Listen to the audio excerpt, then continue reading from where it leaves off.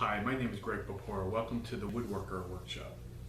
There's a lot of videos on YouTube now with people with these fabulous workstations and these workshops making these fabulous products. I wanted to show you the real world. I'm like most of you guys out there. This is my workshop. It's a two-car garage. It's stuffed with tools and lumber, and things just have to be moved as I need them. So let me give you a little bit of tour of the shop. My plan is to share with you some of the projects that I'll be making going forward, show you how I make them economically, as you might say, and hopefully it'll be enjoyable for you. But let me give you a little tour of the shop, the real world shop. Okay, so here is my sharpening area, I guess you would call it. I've got a little sander there. I've got my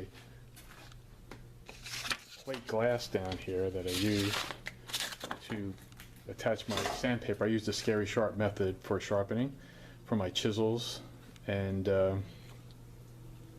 certain other apparatuses. This is my messy everything table where I put my drills, my paintbrushes. I've got my little toolbox there.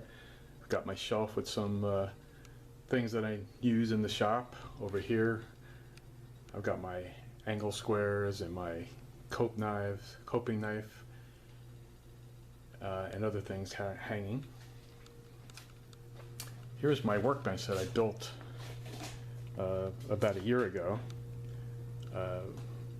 It has served me well. It's pretty well, but I regret not building a place to put things in on the side so that I don't keep the top. I'm constantly moving things from one end of this to the other. See down below I have my routers, some sanding, my orbital sander, a couple other sanders. I've got my biscuit joiner here. Next to the table I've got my planer, which I love and I use very often.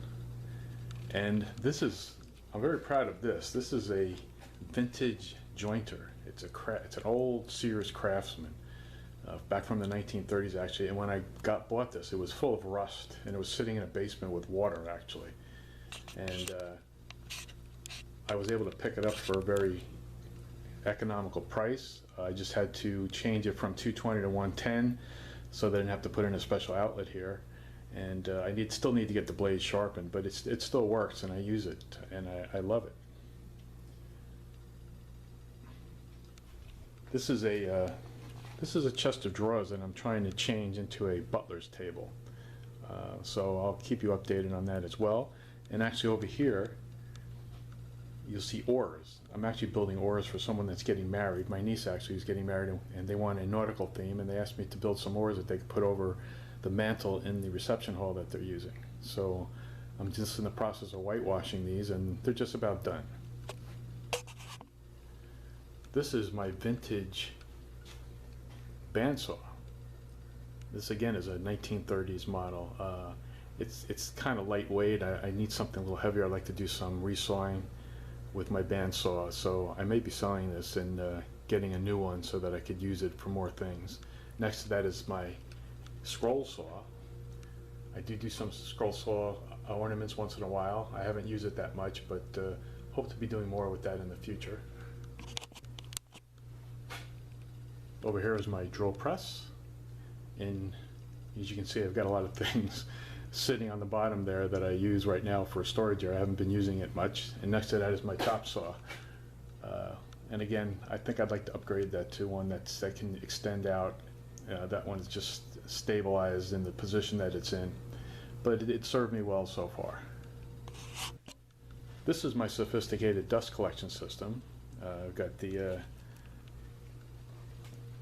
Dust Deputy down here attached to my vacuum cleaner, and as I use different power tools in the shop, I just hook it up to that and turn it on. At some point I guess I'll just have to upgrade that to a more sophisticated version, but that's what I use right now. And over here, this is my lumber that I use. Now this is discarded lumber at Home Depot. It's all 2x4s and 2x6s that I repurpose into furniture and to other things. Those oars that I showed you before were made from this lumber. I've made side tables. I'm going to show you some pictures at the end of this of things that I've done. But I built a bedside table with it. I built a harvest table, and end tables and coffee tables with this. So I really enjoy repurposing the lumber.